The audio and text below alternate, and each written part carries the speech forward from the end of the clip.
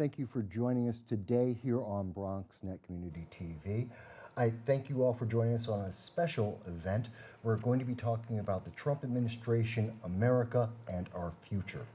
And we're going to be going into a few deep dives into topics that I think affect everyone in America and will be very important to our future.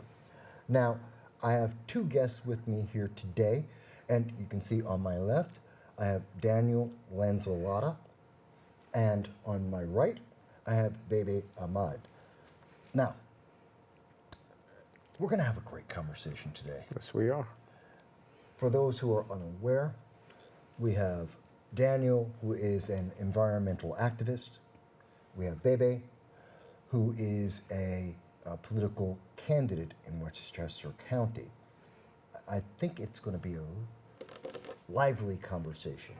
And to that end, I just want to jump in straight. We'll do the introductions a little bit later, but I want to just jump right in on the first thing. We are in 2026. This is the midterm election year. It is a pivotal time for Donald Trump, MAGA, Republicans, and quite honestly, all of America. And many people are trying to figure out how are the midterm elections going to go? Because depending on who wins and how, we could see a major shift throughout the entire nation. So I'm going to start off by asking each of you to give me your opinion on looking at the 2026 midterm elections. What is the policy of Donald Trump that is most going to affect the midterms, and why? And I'll start actually with ladies first. Bebe. Great to be here, Mike. Thank you, and great to have you here, Danielle. Thank you. Midterm. What's going to happen is that we know that people have been clamoring and thinking, oh my God, Trump is done with the war in Iran. I'm going to tell you that it's going to wind down in the next week. It's going to settle down. And what's going to be happening is people are going to look at their pockets. Gas prices are going to plummet back down. People are going to be happy about that. The stock exchange and Wall Street is going to rise up once again. What's going to happen is that we're going to settle into another area of growth. And in terms of the midterms, it's going to positively affect Donald Trump or Republicans come November. That's what I feel, because this is settled. If you're talking about the war, it is settled. And if you oil, we're going to have a dollar minus on the gas pumps. So are you saying that, just for clarification, Republicans will take is that the House and the Senate, or either, just for clarification? So we have both right now, as you know. The threat and the worry was that whether the Republicans would lose the House. I will say they will keep the House. I will say at least minimum they will keep the House and definitely keep the Senate. That's my take on it. Okay. And now, on the opposite side of, well, potentially on the opposite, I don't want to speak for you, we have Dan. I come from a different point of view, obviously. It's more on the environmental side, and so far Donald Trump's track record with the environment is very, very bad. It doesn't compare to President Biden's and the EPA and what he's done with the EPA, and especially with Lee Zeldin. I think it's going to be just the opposite. I think people have memories now that are going to realize that Donald Trump did not keep one promise. From the day he said, in 24 hours a day after he was elected, that he was going to bring the prices down, food prices down, gas prices down. He's done everything but done that. He's jeopardized black and brown people to go over to war to protect, what, the 1%? I don't think that's going to be, it's not, the prices of oil are definitely not coming down because people are making a lot of money. And that's Donald Trump's strategy, to lose the war to increase America's productivity because we have reserves. Okay, before and we his go into, invasion of Venezuela as well. Before we go into Bebe's position, which you kind of took on a little bit, and that's fine, but I want to get a full understanding of your position. So you're saying that, if I'm understanding you correctly, that the American people are going to look at Donald Trump's positions, what he's done in the last year and a half, rounding off, and they're going to say, oh my God, things were so much better under Joe Biden and Democrats, and they're going to vote Democrat. Is that for the House and the Senate, Or have I misunderstood something? I think that people are waking up to the fact that he did not follow through with all his promises. It's factual. We're not looking at something that's not documented, and all the other things that revolve around why did he attack Iran? It's an illegal war. He did not get congressional approval to attack a country that was, even though it politically, whatever it may be, under Ayatollah, it still was an illegal situation that he took upon himself, that he can go bomb a country. And so what is he protecting, and why did he go that route? Well, before you go further with that, again, I have to ask the same question.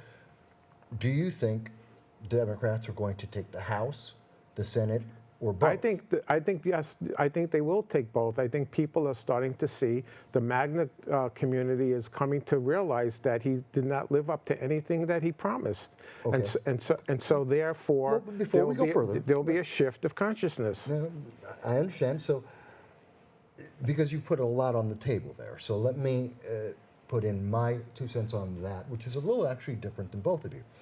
To be fair, I thought you both were going to say that it was going to be Iran. I was actually a little afraid of that. But I don't believe it's Iran, actually, and I absolutely disagree with you, Dan. We'll talk about that in a second. But what I do believe it is going to be about the economy. At the end of the day, everyone's going to be looking at how this is affecting their pocketbook. And I think that we have had a lot of success, and we have a lot of things that are affecting the economy right now.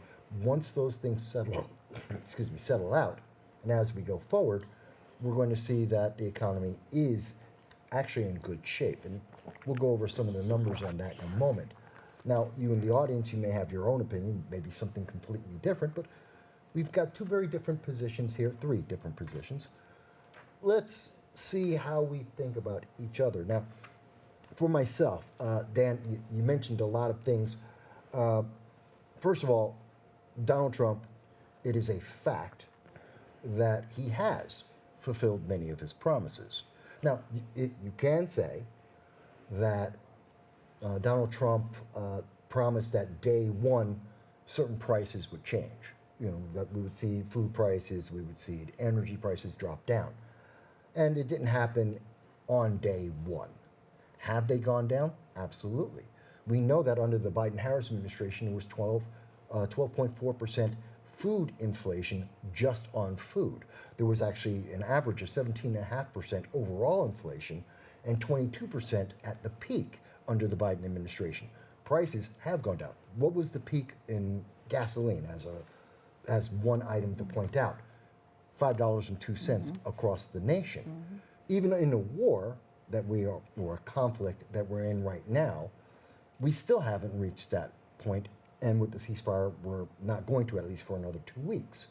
So I think that's factually incorrect. And so when Americans look back and say, were we better under Biden? Were we better under Trump?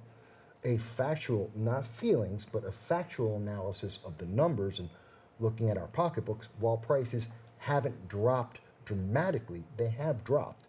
And people are better off than where they were under Biden at the same time. Now, that's my position on that. Let me give Bebe a chance, and then I'll let you respond as well. Bebe. Well, I did concur with you, Mike. I said the war is going to settle. There's a peace agreement on the table now, or let's say, pause in hostilities. It's going to settle. And I agree with you. The stock market, again, will soar. Oil will flow, which is a foundational component of our economy. And that's going to happen. I agree with you completely, Mike. It's going to settle. And by the summer rolls in, it'll be nice around the country. I think people will feel good. Prices cannot come down immediately and in one day. Like you said, on day one, it couldn't happen. So there is a huge economy, the most powerful economy on planet Earth. It takes a minute. It takes a minute to adjust to policies from 4 years ago. So I agree completely. I think it will affect how people feel, and it's going to affect the voting. It's going to affect the voting. And I believe that we will keep the House. Okay. And we have to keep the House, at least. So let me give you a question, Yes, sir. a counter. many people, and I in particular, believe that the war will last in total about 3 to 6 months, probably ending by August at the latest. Now, if that is correct, because looking at the 10-point deal that has been proposed by Iran and Pakistan and China, there's a lot of it that it is realistic to say that Donald Trump will not agree with that. Okay. So if that is the case, and we re-enter this war, won't that have an impact if the war continues and does last for 3 to 6 months? That is a possibility. What I am going to say is that if Iran agreed to a pause in the hostilities, they're ready to deal. Everybody, when you negotiate, you know you're negotiating at a standard where that's why it's called negotiation. You're going to put up things that the opponent and the other side will not agree to, and that's why it's a negotiation, and you come to some kind of compromise. So definitely, you put out something where the two parties are not going to be agreeable to that, but that will settle in. And if Pakistan is in it, right? You just said that Pakistan and the other Middle Eastern countries, they've got to settle this war. They know that. They're right in the middle of it. Geopolitically, they're right there. Their citizens are at risk. Their economies, their whole structure of their countries at risk. We're far away. We're 2 oceans away. We are 2 oceans away. So we're safe, but I think it'll settle. I think it'll settle before August, sir. And I don't think hostilities will reemerge. Okay.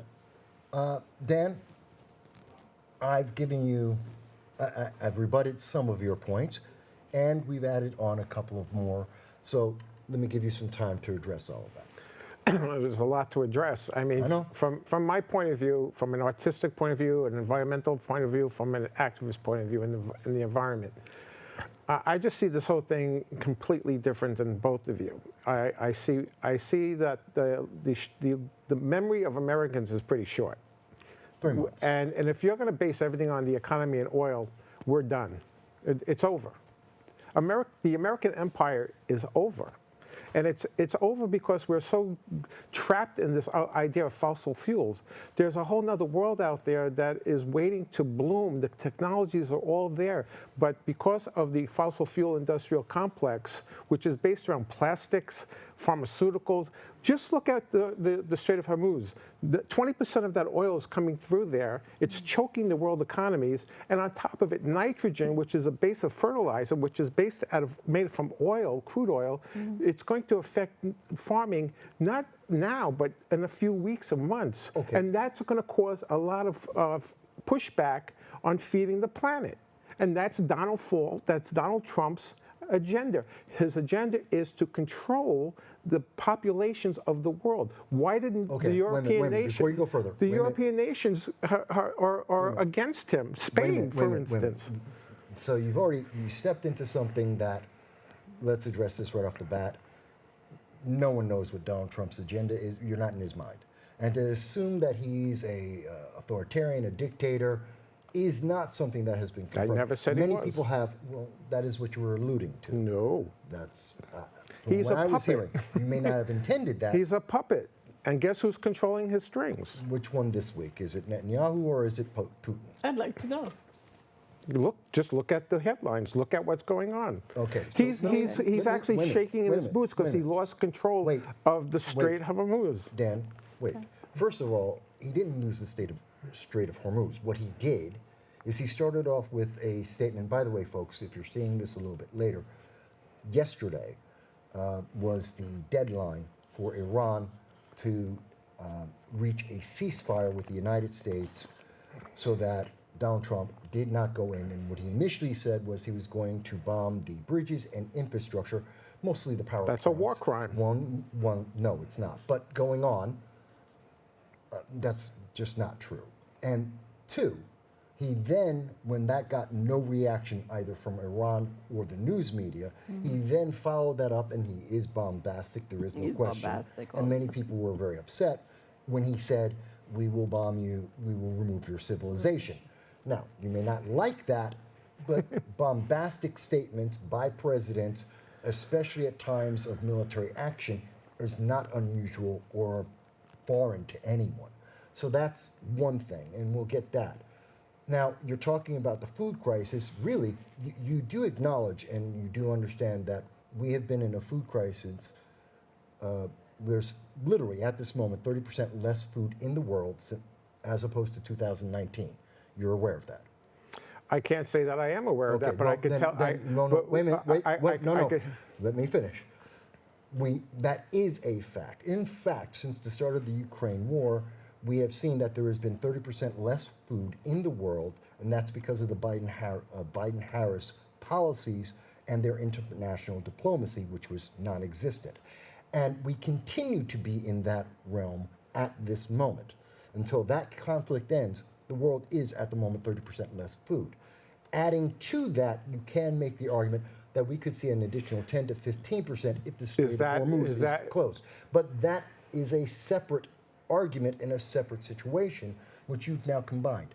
You aren't correct. Actually, nothing is separated from each other. This is about living and looking at the world as things that are dependent on other things that happen. So you can't separate oil and nitrogen from the rest of everything that's going on. Everything is based on situations that make other things happen. And the fact that Donald Trump illegally attacked the country under the assumption that they have nuclear warheads, Dan, I have to, and then he wants a ceasefire that he created? I'm sorry. We're going to address it, and I think you're misstating some of the facts and some of the conclusions with your personal views of Did he Donald not Trump. attack But them? we are going to be going to a break shortly. So that's why I'm cutting you off, is because we have a break. I understand your position, but the position I'm hearing is one that seems to be formed more based on your impression of Donald Trump and his the way he presents the facts as opposed to the facts on the ground. But we will address that and many other things in just a few moments.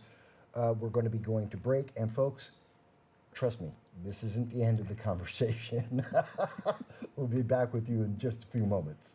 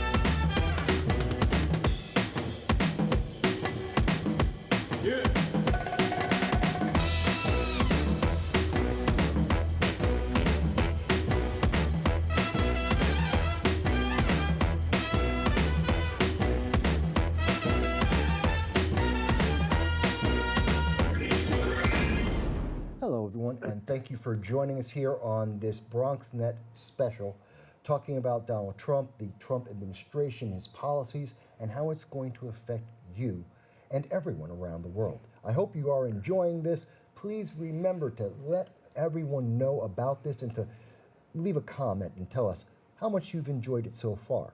In fact, I think you've been enjoying the conversation going back and forth so far, and I want to give you an opportunity to know a little bit more about each of my guests. Let me start off with, first of all, since we spoke to Bebe first, we're going to speak to Daniel. And Daniel, Tell us a little about yourself. Well, thank you, Mike. I'm born and raised here in the Bronx, and I lived overseas for many years in France, in Paris, in the southwest of France, on the border of Spain. I'm a graduate of Carnegie Mellon University. I've worked as a chef, both in France, here in America, and I live my life as an environmental artist. I have my own show here at BronxNet, Corin's Picks at the moment, which is now going to be changed over to Artist, Art, and Activism. That's going to be the name of the show. It's called Artivation. And the environment and how we treat the world and how we treat each other is a very important aspect of my lifestyle and my cultural diversity and ethnic identity. So I'm very attached to my hometown, and I see the Bronx as a place where everyone is part of my consciousness. Where I grew up, when people said the Bronx, they separated the South Bronx from the Bronx. And when you travel as a person from the Bronx, you're from the Bronx, and that's pretty much it. And you know, I've been defending that my entire life. I'm very active in Connecticut, in the arts community, also here in the Bronx, in New York City, in the boroughs, Brooklyn, Manhattan, the Bronx particularly. So it's a very important part of my identity. My core values come from this place called the Bronx, and I'm very proud of that. Well, there's a lot to be proud of, and I am from the Bronx as well. So, hey, for all the Bronxites out there, you're getting some representation, and everyone loves representation, right? Well, with that said, but Bebe, let's talk a little bit about you. In fact, tell us a little about maybe the campaign, yourself. Well, just to echo the beautiful Bronxite sentiments here, I was raised in the Bronx, South Bronx, High Bridge, East Bronx, and we're all happy to call it home, and it is a gorgeous tapestry of cultures and people. We were put in, when I came to America 50 years ago, we were put into bilingual classes because nobody knew what an Indian was. And literally, that's a wonderful way to say it's an amazing borough. I am a retired high school teacher, AP US History in particular. So at Lehman College, I actually taught American government at Lehman College earlier in my graduate school days. But I am running now for Westchester Board of Legislators up in Westchester, a county legislator. And my focus is on local issues. Local issues. It is a local government. It's limited, but we have to deal with taxes. We have to deal with the ever-increasing burdens on the average family. And the fact of the matter that young people, I own my property. Young people cannot even think about owning their own property now. So I am focused on what is sustainable in the future for our young people. Many people of my generations and older, they have their homes. They raise their children. I raised my children in Yonkers. But what can we offer to our future? What do we need to know? That it is they're good communities, homes, families, strong schools, safe streets. That's what I'm interested about. Okay. Yes. And now I'm going to tell you a little bit about your host. Yes, I'm Michael Vasquez. I've been doing political commentary for over 20 years, a former candidate for Congress in the New York 22nd District. I, too, have run for county position as county legislator, and so have a little experience in the political realms. And I thank you both for taking some time out today to speak with me on these issues. For the audience, you may be surprised, you see them writing in the notes, they actually didn't know any of the questions or any of the topics until we walked into the studio, and we almost immediately started taping. So everyone is pretty much on their own here. So we're going to switch gears. And I know we haven't finalized, but there is no final answer about the midterm elections, other than, I believe, at this moment, we see that Democrats will probably pick up 3 House seats. The Senate will remain Republican. They may lose 1, maybe 2 seats. But that's what I see as the outlook just to give my opinion on that. I know you both gave your own. Now, but moving forward, let's try another topic that I know is very much a hot button for most of America, and that's going to be the SAVE Act.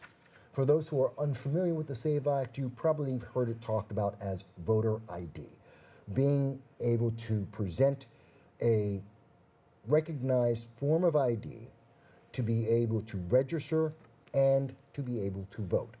In America, on average, almost every poll shows an average of 83% of America agrees on this idea.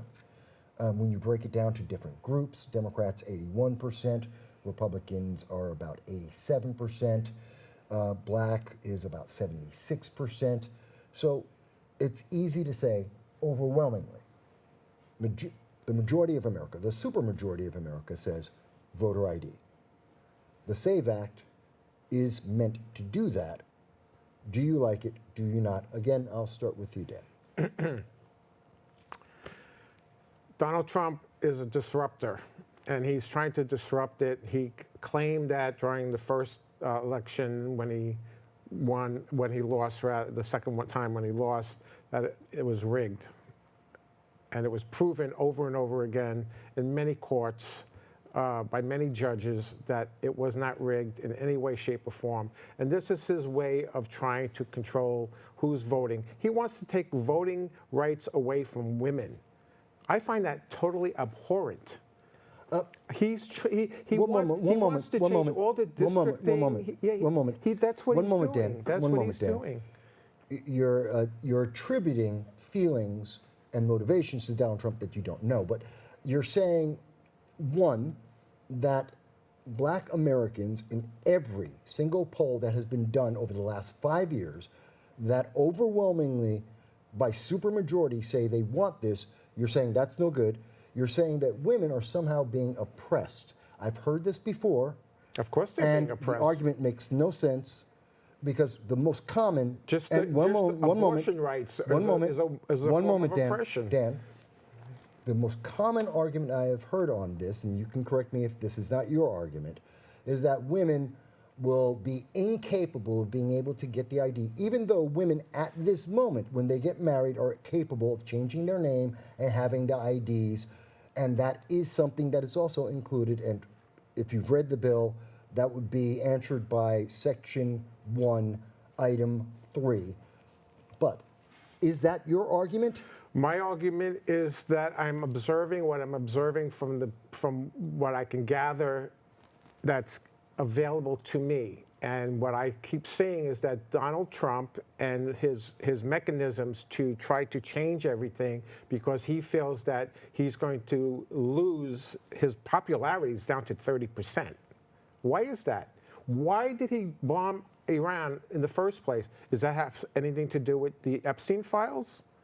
To change and distract anything? Okay, so I mean, the one whole moment, thing, Dan. his whole persona and everything he does Dan. is about poor Donald. Okay, one moment, Dan. Poor Donald. Again, you're attaching your emotional... No, I'm not. Well, I'm not let me emotional finish about my it statement. whatsoever. I let you speak. I'm just I telling let you you the speak. facts. Let me finish my point.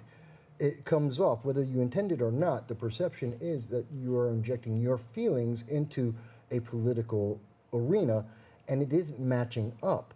You've jumped, and you've also moved the goalposts to bring up Epstein files and to bring up Iran, which have nothing to do with what the subject at hand, which is the SAVE Act. The subject is to try to keep him in power. No. He even wants to. He even wants a third term. Dan, we're going to give Bebe a chance to speak because you've made your position. Absolutely. I've commented as well, but that's fine. You don't have to agree with me. And Bebe, so what is your opinion about the SAVE Act and voter ID? So we're looking at the stats, as you told me, from the poll numbers. You got 81% Democrat, 87 Republican, and you're looking at African Americans at 76, right? Approximately. So women are in all three subcategories. For me to think that as, say, a DOE teacher, and I can't even go into my building without an ID, okay?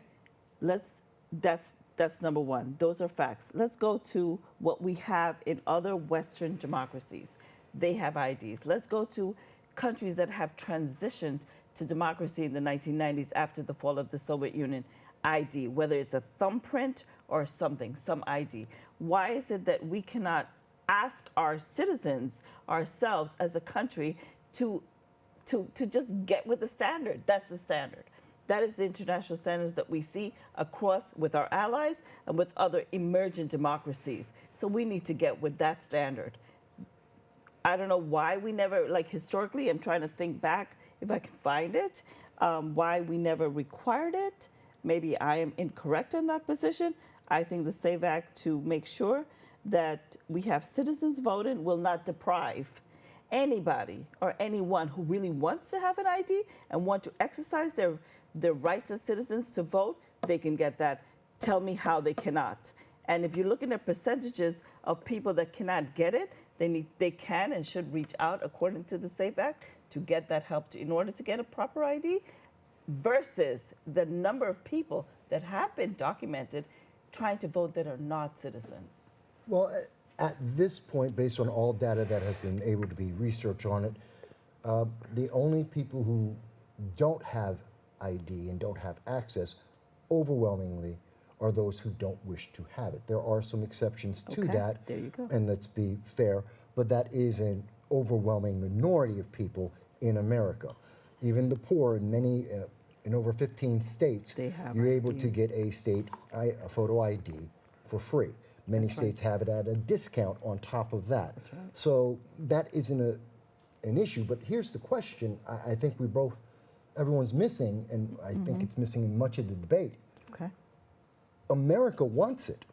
Okay. And whether Yes. Donald Trump wants it or not, whether you and I as individuals want it or not, we're being told by Democrats predominantly and almost exclusively that we can't have it. And my problem, I believe, in this, and I think this is how it's affecting America, is we have a portion of government that's denying the American people the ability, they're rejecting their oath of office, which is to serve, and instead they are ordering, like neo-nobles. Now, Dan, would you agree with that aspect of what I'm speaking about? I agree with some of it, yes. Which part don't you agree with? I could see your point that if these numbers reflect the populations, you said 73% of the black community. 76. 76%. There's several Okay. polls, but in that Okay. range, yes. I don't know those facts for absolute, but I'm not opposing an ID. I'm just saying, what is the end game for Donald Trump to keep him in office? Okay, but- And what about the mail-in ballots? He wants to get rid of that. Okay, well, first things first. You're saying it's about Donald Trump, but Donald Trump isn't, as an example, 76% of black Americans, nor is he 81% of Democrats. So to assign this as Orange Man bad, Orange Man wants this because of power trip is an inaccurate and ineffective argument.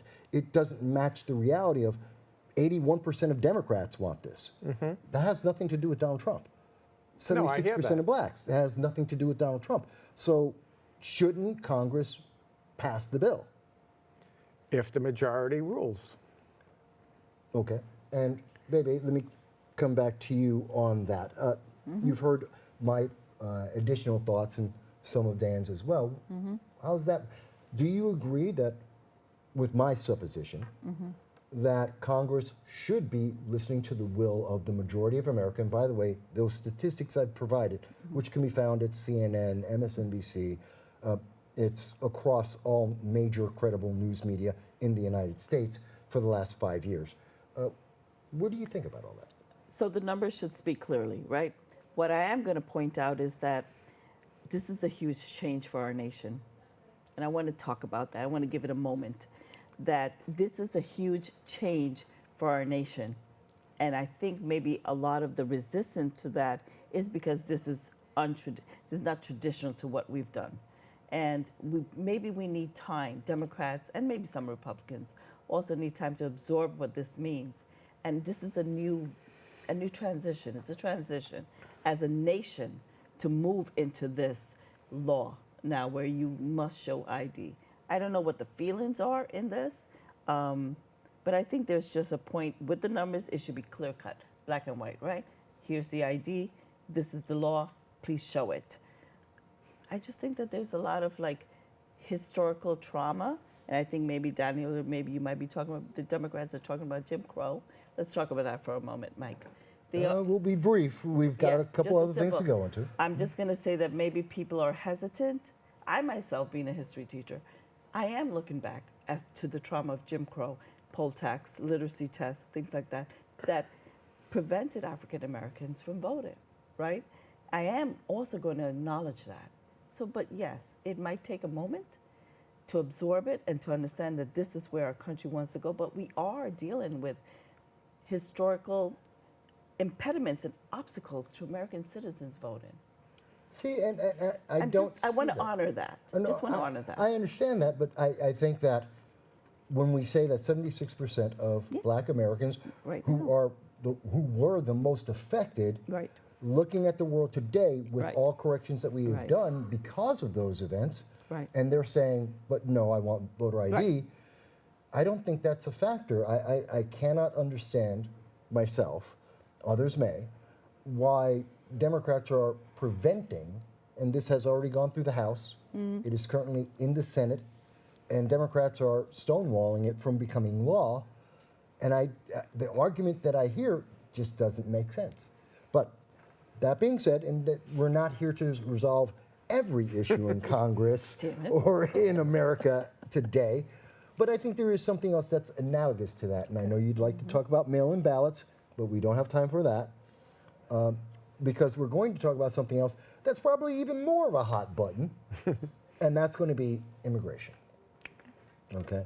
Because I think all of the issues we've talked about today, in terms of the future of America, the midterm elections, the U.S. economy, looking at voting, illegal immigration touches on each and every one of these aspects, and this is some of your holistic approach that you had mentioned before, Dan. It's a little bit of everything touches on illegal immigration. So Donald Trump has almost immediately, almost instantly from him taking office in January of 2025, we've seen a roughly, depending on which stat you want to go with, somewhere between 93 and 95% reduction in illegal entries into America, predominantly from the southern border, although northern border, we have a lot of people who come in through there, but that also has been reduced. That has also, at the same time, we've also seen that across the entire country, especially in the urban cities, we've seen a roughly 15 to 25% reduction in violence. I think that we see them, now this could be correlation, it could be consequence. I tend to believe it's consequence, and I tend to believe that America is more on the right track with illegal immigration, reducing that aggressively, as 77 million people voted for. Not everyone agrees. Where do you stand on that, Bebe? Actually, we'll go to you, Bebe. Okay. Clearly, I'm an immigrant, a happy immigrant. 1976, it'll be 50 years here, legally. The argument is that this country is built on immigration. Certainly true. But illegal immigration, again, I point to our allies, I point to Western democracies, I point to other countries in the world. Every country has its sovereign right to set its laws as per international relations to its borders. Every country has that sovereign right. And if we are not implementing any new laws, sir. We are enforcing the laws that have been on the books for 60, 70 years or more. So what's the argument about? The argument is illegal immigration. Look at the word, it's illegal, right? It's illegal. Can we have it legal? We are having it legal. Please go through the process. Please go. What I say is this, and I'll end this. Everybody, when you look at where people want to emigrate to, look at who's knocking on the door of the United States. 2 billion people would like to come. 2 billion people would like to come. Just because they can't swim across the Atlantic Ocean or the Indian Ocean, it doesn't make it fair. If you want to open the doors, open it to 2 billion people. If you're ready for that, go ahead. go ahead and do that. No, we need a process that's legal and procedural and without chaos. So yeah, illegal immigration is illegal, Mike. That's why it's wrong. We need to Okay. stop it. 2 billion people would be a daunting task for any administration to deal with, I think. But we did see, under the Biden-Harris administration, we did see an increase of, depending on which estimate you want to go with, somewhere between 8 to 12 million illegal aliens because of the Democratic push for more open borders, which in many sanctuary cities and states we continue to see. These would be mostly in the bluer than blue states, overwhelmingly, Democrat strongholds. But that being said, I tend to believe, Dan, that you may take a somewhat different stance. I certainly do. Okay. And I would say that no one is illegal on stolen land. And so we never have dealt with these issues of historical issues of the founding of this land, of Turtle Island. I have to protect that. I'm sorry. And I come from immigrants. I'm a child of immigrants. And I am dumbfounded by the way our new arrivals are treated. I am in shock that ICE would go to courthouses where people of color, particularly, are being apprehended and arrested while they're trying to do the right thing. Oh, I'm sorry. One moment. I'm sorry. One moment. No. ICE is got to be abolished. Okay. And this whole administration is there's no humanity here. Where is the compassion and humanity? Okay. And particularly bringing South Africans in to make a statement about white supremacy? I'm sorry. This is crazy. One moment. This is crazy, this administration and its immigration idea. Dan? Yes, Dan? there are people who come here illegally, but there are people who do the right thing, and they're still getting harassed and kicked Okay. out, and even to the point of murdered by ICE. Well, okay, there's so much there. Very much. Let's deal with the first parts first, okay? You agree that it is not illegal to enter a country without authorization, without documentation, against the will of that country. Is that correct? I'm saying people, there has to be, of course, some kind of order to have people come here. Yes, Okay, I then don't that means, I don't disagree with that. So that means that Absolutely. there is legal entry and illegal entry. But when you get up and you're the president of the United States and you're going to tell us that he's going to change the world here about how people are processed, and One moment. he's going to get rid of all the criminals, but he's going after he goes to One moment. he goes to Stop for a construction second. sites. Dan, stop for a second because, one, Donald Trump in 2024 ran on and was elected for mass deportations, which in 2025 he started Then to he should mass send deport. millennia back, too. One moment, mass Whatever her deportations, name is. which he has done with ICE legally, and it is a fact of the Constitution and multiple laws since then that illegal aliens are deported. So we agree. There is a thing such as illegal alien that exists. It is a legal term. It is part of our Constitution. Okay. Two, it is legal for ICE, and it is their purpose to deport these individuals who have no right or purpose to be in our nation. That's also a given. That is a fact. Whether it's liked or not is different. Now, with those two things done, let's address the next thing. You're saying that this is, you're alleging that ICE is just randomly killing people? I'm not saying it. Go to Minnesota and check out the information. 2 people died in Minnesota. Those were both American citizens. And no, there's a whole lot more. Okay. In the detention centers, just Google it. There's a whole list. I have And I've looked through, and this is something that I would expect would be covered by, I don't know, CNN, MS Now, the New York Times. But they haven't Why would provided you have that. a platform that says you're going to get rid of the criminals, round up all the criminals who happen to be black and brown people, and then go to the streets and shoot Renee Good and Okay, you're talking about two Alex different things Petrie. here. No, Let I'm me- not. Well, let me explain why you are. I'm sorry, Bebe. I just No, want go to right address ahead. that I'm for a gonna moment jump in because also. they're two different things. Renee Good put herself, No, she did not. injected herself into a legal action by ICE by blockading the road. When she was approached, the number one thing she should have done at that moment was obey It's law enforcement. It is law She enforcement. instead decided to use her vehicle, which is a a weapon. deadly weapon. It's a weapon. In any state, it is a deadly weapon. She moved forward with that vehicle at He at walked in speed. front of- he walked no, in front no, of no, a one car, moment. please. We've all seen the videos. We've all seen it in slow motion. Was he in front of the vehicle? Yes. She shouldn't have been driving it. Period. Full stop. Doesn't matter if he was in front of it or not. She shouldn't have been moving. She did move that vehicle forward. It did hit him.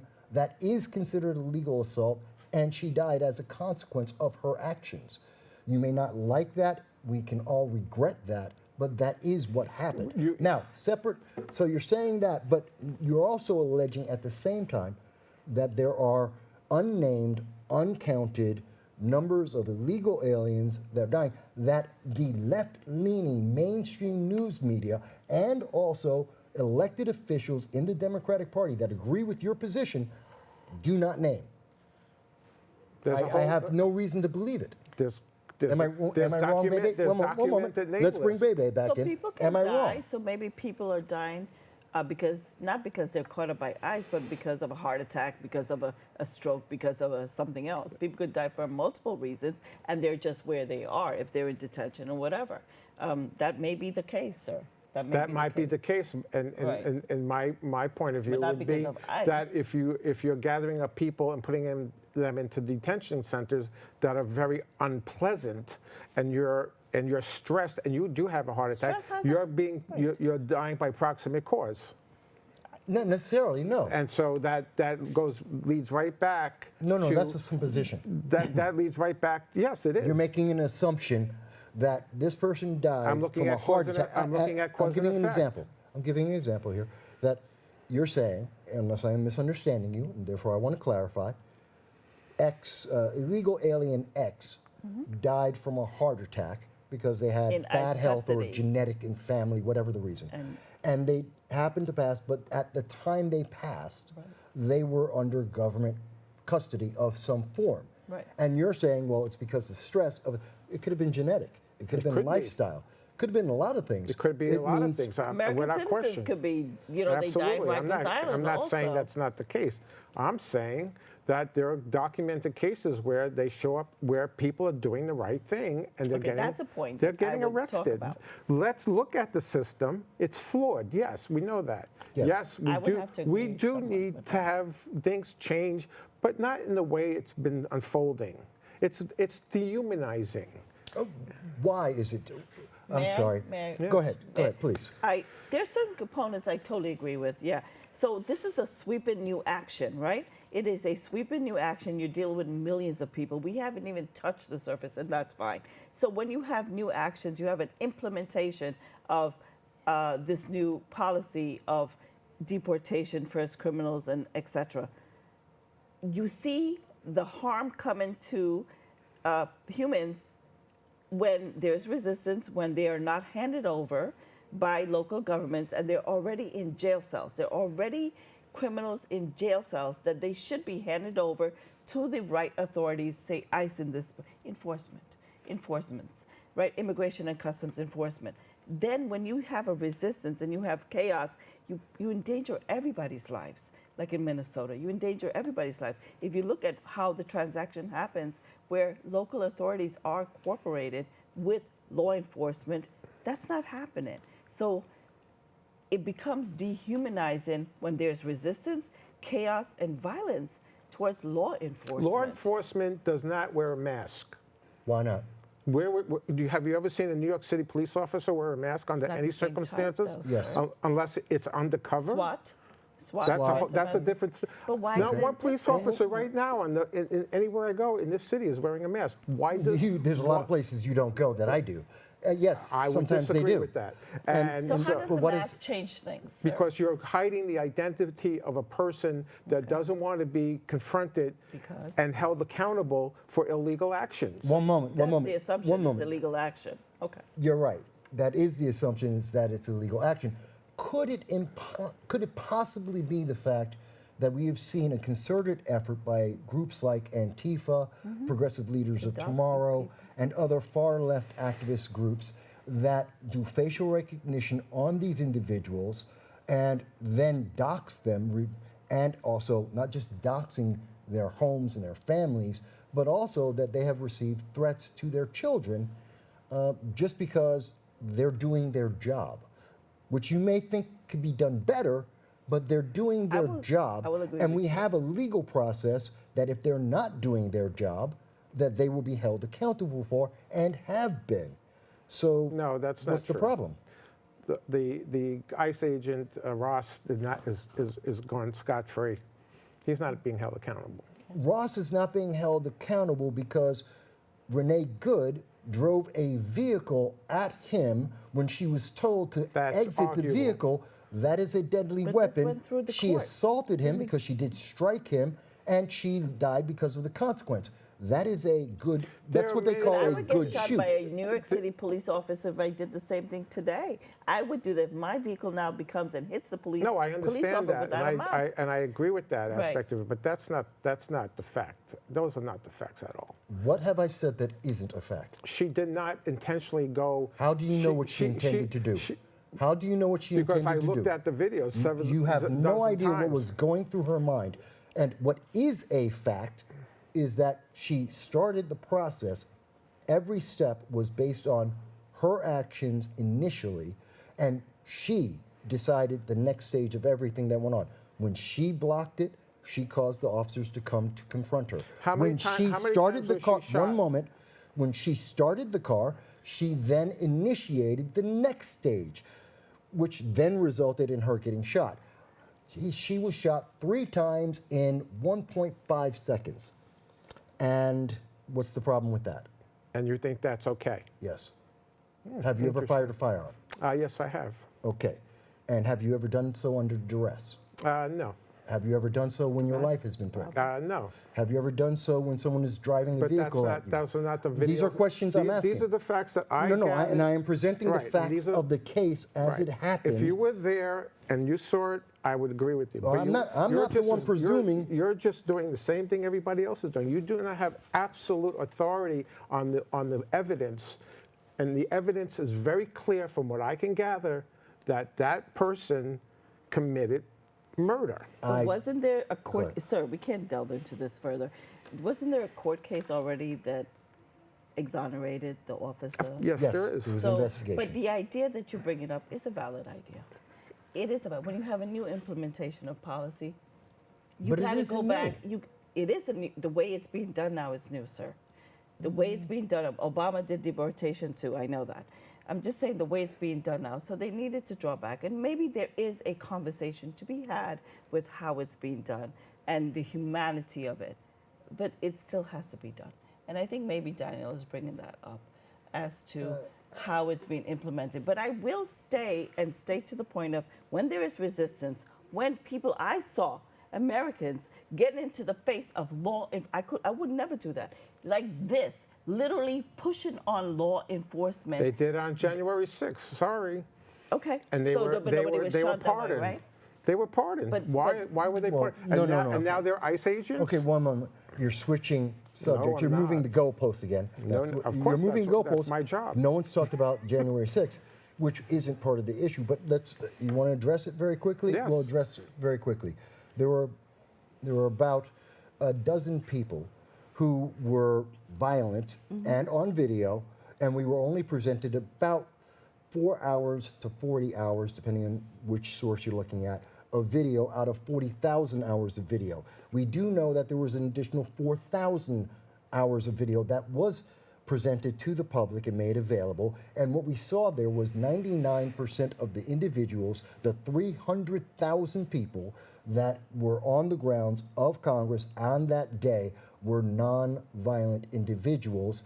And if they wanted to take over our country, they could have, because we have seen recently in many countries where governments have been overturned and it took 3,000 people, not 300,000. In addition to that, of those individuals that were arrested for their violent crimes who then went to jail, many of those individuals, we've seen about half of them, were individuals who were not aligned with the right, nor were they connected to any organization. That is a fallacy that has been pushed by the left.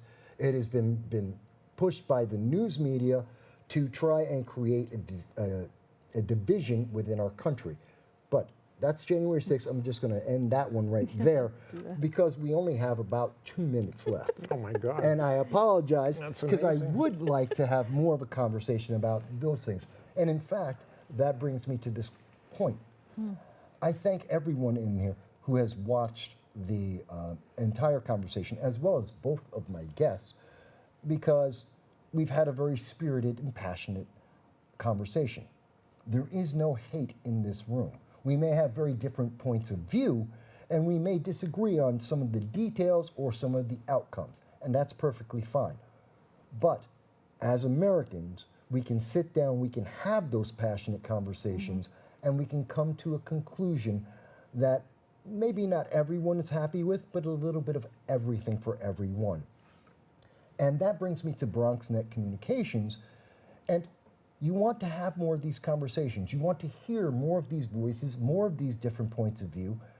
Then I ask you, please make sure to share this with your friends, to watch this, to leave a comment, to let BronxNet Communications and Community TV know that this has been valuable and you'd like to see more. So we can have more of these conversations, maybe on just one topic each time, to really just bang this out and to give you the opportunity to be an informed voter, to be an informed American citizen, to make sure that our country gets on the right track that everyone can agree with.